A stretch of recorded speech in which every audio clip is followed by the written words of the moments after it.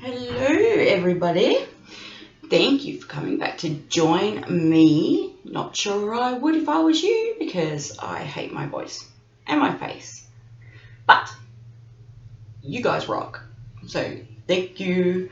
Anyway, so if you're new or if you haven't checked out our pages, just if you found us through YouTube or whatever, search engine looking for true crime, head over to the pages that we've got going on Insta, Twitter, Facebook, Tumblr, and look up F'd Up True Crime, EFFED, True Crime.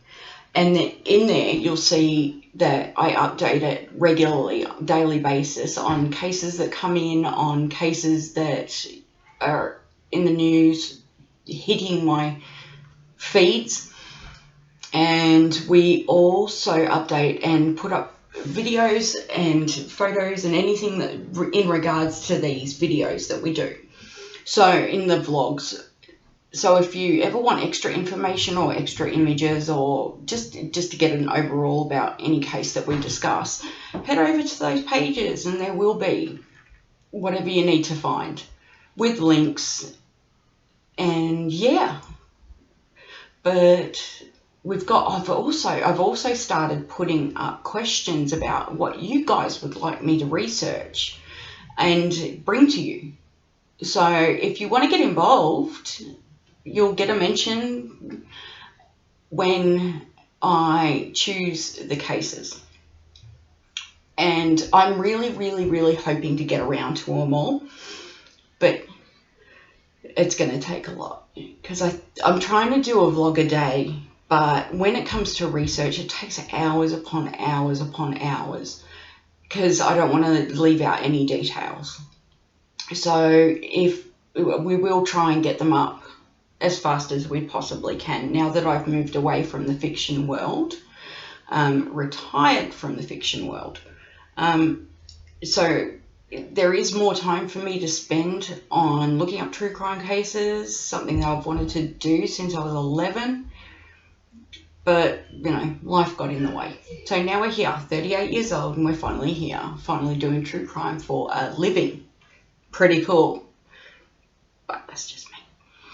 Anyway, so let's get through to today's case. Today, so sad. It's an ongoing case. This is still going. This boy is still missing.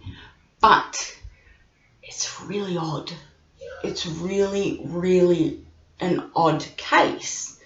Because normally I get a feeling, when a child has either been abducted or a child's been met foul play, or if it's just an honest screw up, or this child's run away, they can't find it yet. But this case has taken me in so many different directions that it's frustrating. I'm hoping that eventually the truth will come out, but for now all we've got is what we've been told.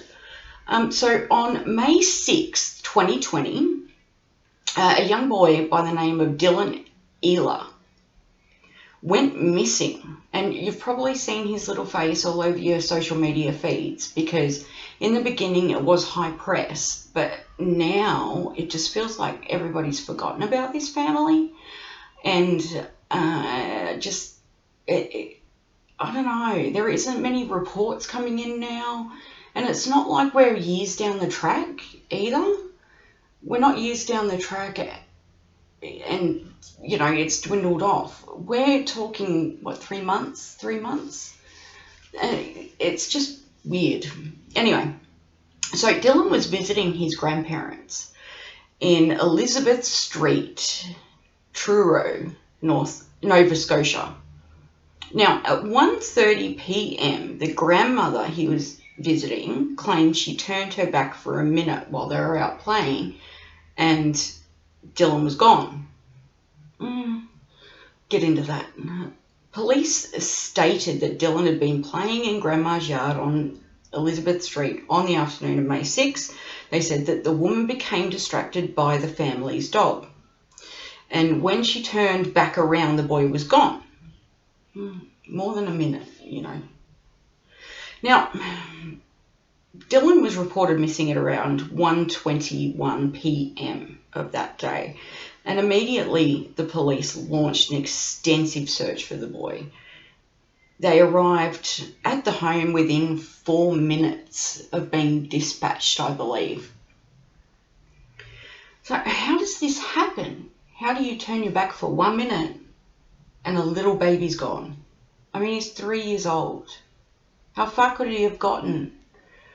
But, I'll put up a map of everything, the places where they think he went. I did some searching on Google Maps so that I could show you what happened or where it happened. Anyway, so yeah, you got to be diligent when you're with children, especially outside. And yeah. So when the authorities were brought in, immediately surrounding neighbours and family along with police officers and SES workers began to search for the little one. Now, the first search crew was sent to the Salmon River, which isn't far from the grandparents' house. However, I'm not sure about the whole river theory or the river investigation theory. Well, not theory, of course they searched the river. But I'll put up a map now. You'll be able to see how close yet how far the river is from the house, and you'll be able to see for yourself. So, which leads me to, if this child's gotten to the river, you will see for yourself how far it is. It can't be as little time as she claims that she turned her back on him. Can't be. Not that I'm blaming, not that I'm trying to do that. I'm just trying to be logical here. So, yeah, the whole river thing is a bit iffy, if you ask me, but got to start somewhere. So, the authorities began to search, to their absolute delight. Although the water was deep in places, it was clear and visible. It was excellent conditions for them to search. Cold, but excellent. The river was very clear, even though it was running. So the divers jumped in and used sonars to, just to try and locate the boy. That is, in fact, where he'd gone. So there was also reports that over the next few days, it was very cold overnight. Very, very cold conditions. And when I read that, I always get this, I always imagine these poor little ones freezing, tucked up, freezing, hungry, just wanting to be saved. And I think that's the part that hurts most when you think about that. When they're alive, you know how cold they are, you know how horrible the conditions are. And it just, yeah, it hurts my heart. But here's another part, all right. An Amber Alert was never issued for this boy. Never issued. The authorities indicated that they did not feel foul play was involved at the time. But still, keep an eye out for this boy. It's a no-brainer if you ask me. You can state that there is no foul play, but please look out for this child. Isn't that what Amber Alerts are for? For us to help find children? We don't really get them here in Australia. I do know that some towns do, but I myself have never received an Amber Alert. So, yeah, I think that Australia needs to pull their socks up and issue Amber Alerts when kids go missing. Anyway,